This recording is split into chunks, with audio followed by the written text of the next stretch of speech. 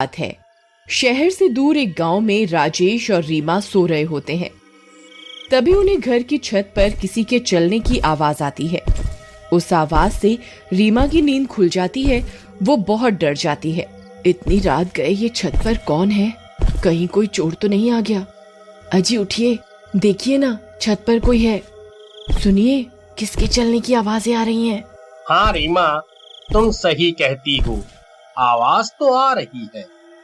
तुमने बाहर का दरवाजा बंद तो किया था ना? जी मुझे ध्यान नहीं है। हो सकता है मैं सोते वक्त दरवाजा बंद करना भूल गई हूँ। तुम डरो नहीं, मैं अभी देख कर आता हूँ। फिर राजेश दबे पांव बाहर मेन गेट को देखने के लिए जाता है। अरे, मेन गेट तो बंद है, तो फिर छत पर कौन है? अरे अरे, मर गए रे! फिर वो डर जाता है और डर के मारे वापस घर के अंदर घुस जाता है। अजी क्या हुआ? आप इतने घबराए हुए क्यों हो? अरे रीमा, मेन गेट तो बंद है, तो फिर कोई छत पर कैसे चढ़ सकता है? मुझे लगता है ये कोई चोर नहीं है, ये वही है जिसके बारे में गांव में अफवाह फैली हुई है। अजी आपका दिमाग खराब तो नहीं हो गया? शुभ शुभ। 1 रुपए की कीमत तुम क्या जानो दुर्गेश बाबू, वो तो सिर्फ ज़ूपी पे खेलने वाले जानते, क्योंकि बोलिए। नहीं रीमा, मैं सही कह रहा हूँ। गांव में अफवाह फैली हुई है कि एक आत्मा है जो घर की छत पर आती है और तीसरे दिन घर में रहने वालों का सर काट कर अपने साथ ले जाती है। अरे मर गए रे, तो क्या हमारी छत पर वो मनहूस आत्मा घूम रही है? हे भगवान, अब हम क्या करें? रीमा, जल्दी जाओ, सारी लाइट बंद कर दो, कहीं उसे पता ना चल जाए कि घर में कोई है। फिर रीमा घर की सारी लाइट बुझा देती है और वो दोनों एक कंबल के नीचे छिप जाते हैं। वो चुड़ैल रात भर उनकी छत पर इधर उधर मंडराती रहती है। फिर सुबह होने पर राजेश गांव वालों को इस बारे में बताता है। भाई, ये घटना अब बढ़ती ही जा रही है। राजेश भाई, एक काम करो, आज रात छत पर मिट्टी डाल देना। अगर कोई छत पर आया तो उसके पैर उस पर छप जाएंगे। इससे पता चल जाएगा कि सच में कोई छत पर आता है या ये सिर्फ एक अफवाह है। फिर रात होने से पहले राजेश छत पर मिट्टी डाल देता है। देर रात राजेश और रीमा सो रहे होते हैं। तभी उन्हें किसी के गुर्राने की आवाज आती है। डर के मारे उनकी नींद खुल जाती है। अजी देखिए, छत से गुर्राने की आवाज आ रही है। लगता है कोई बंदर है। अजी नहीं, ये किसी बंदर की आवाज नहीं हो सकती। ये बहुत डरावनी आवाज है। अजी आज दूसरा दिन हो गया और ये मनहूस आत्मा हमारे घर की छत पर मंडरा रही है। अजी गांव वालों का मानना है कि तीसरे दिन वो सर काट कर अपने साथ ले जाती है। जी अब क्या होगा? अरे तुम रोना बंद करो, पहले पता तो चल जाए कि छत पर सच में कोई चुड़ैल है या कोई जंगली जानवर। फिर रात भर उन्हें छत पर किसी के चलने और गुर्राने की आवाज आती है। सुबह होने पर राजेश और रीमा घर की छत पर जाते हैं तो उनकी आंखें फटी की फटी रह जाती हैं।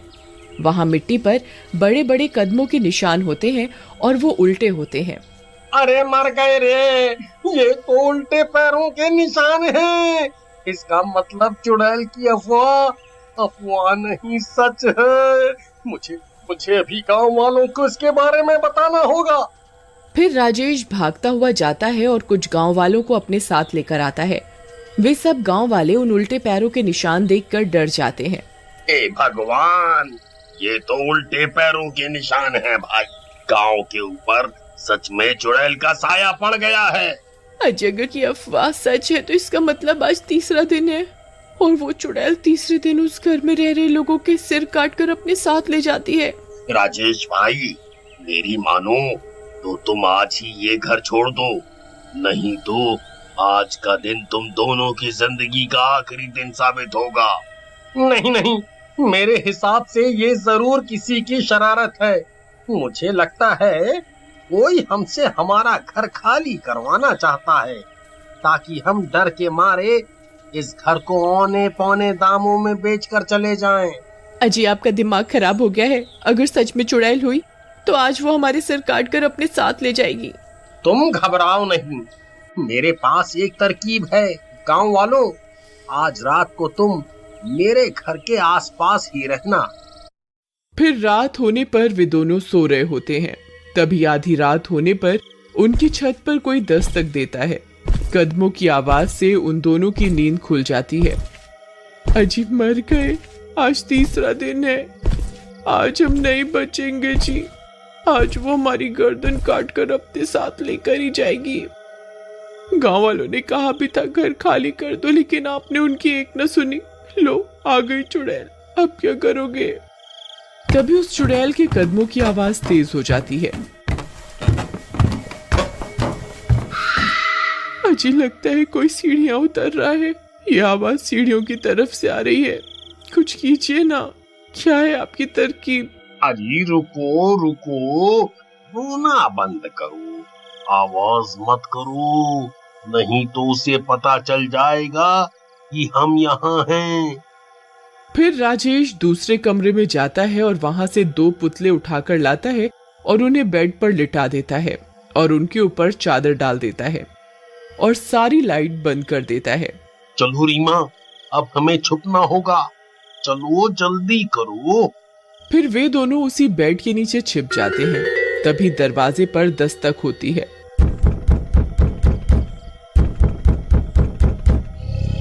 अरे मर गए रे, ये वही चुड़ैल है जी। चुप रहो, आवाज मत करो, हो सकता है वो दरवाजा ना खुलने पर चली जाए। फिर कुछ देर दरवाजा खटकता रहता है और जोर की आवाज आती है और दरवाजा टूट जाता है।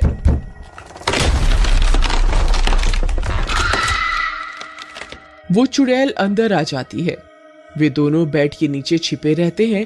तभी उन्हें चुड़ैल के पैर दिखाई देते हैं। वो उल्टे होते हैं। ये देखकर उन दोनों की सांस अटक जाती है। हे भगवान, अब हमारा क्या होगा? अरे मर गए रे। फिर वो चुड़ैल खंजर से बेड पर सो रहे लोगों पर हमला कर देती है और उन पुतलों की गर्दन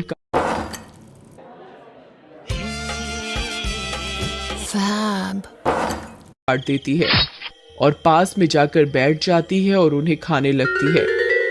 लेकिन जल्दी ही उसे एहसास हो जाता है कि वो किसी इंसान के सिर नहीं है, उसके साथ धोखा हुआ है।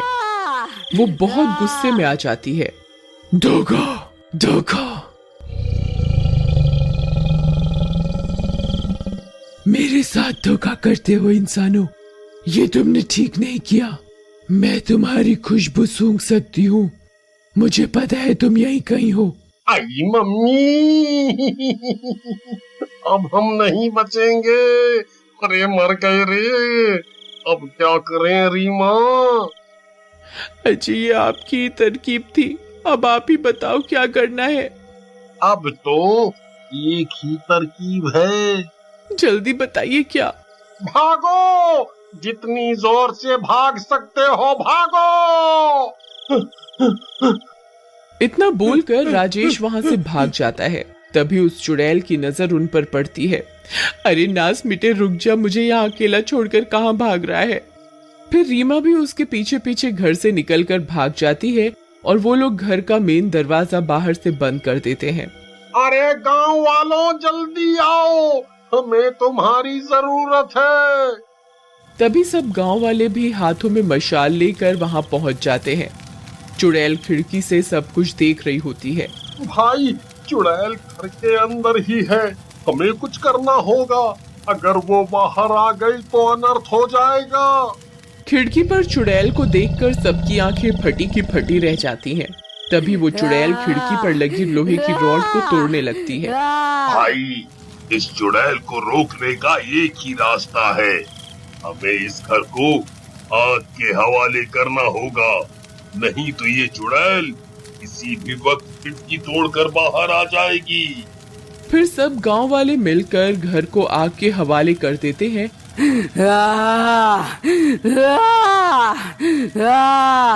और वो चुड़ैल भी घर के साथ साथ जलकर राख हो जाती है। हम तो बेघर हो गए। तुम घबराओ नहीं, हम सब गांव वाले मिलकर तुम्हारा घर फिर से बनाएंगे। फिर सब गांव वाले मिलकर उनका घर फिर से बना देते। Verma class 5A